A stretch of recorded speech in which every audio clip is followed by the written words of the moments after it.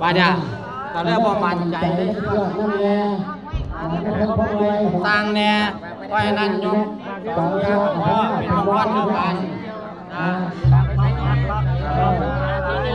มงคลคือกันส่งต่อสาธุไปยังสาธุ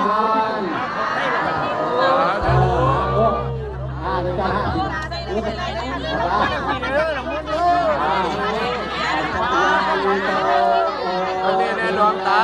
ดวงตาอันนี้แน่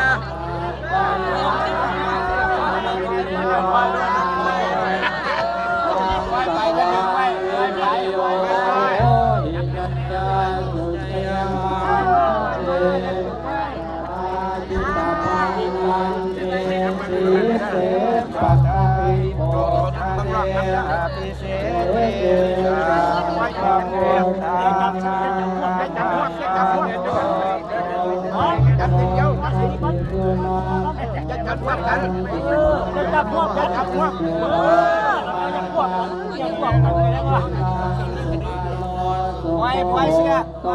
ได้ไปได้ไปมัจจาลิสุปทากินังกายกัมมังวาจามังปะทากินังปะทากินังมังนิวิปะทากินังปัตตวันปันตา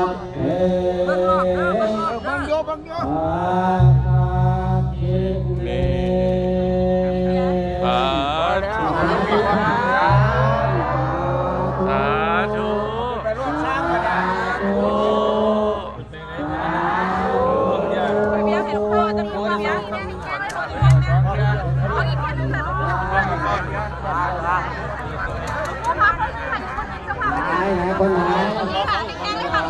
โอ้อนุโมทนาทำบุญด้วยกันตั้งศาลาให้มันเสร็จแล้ว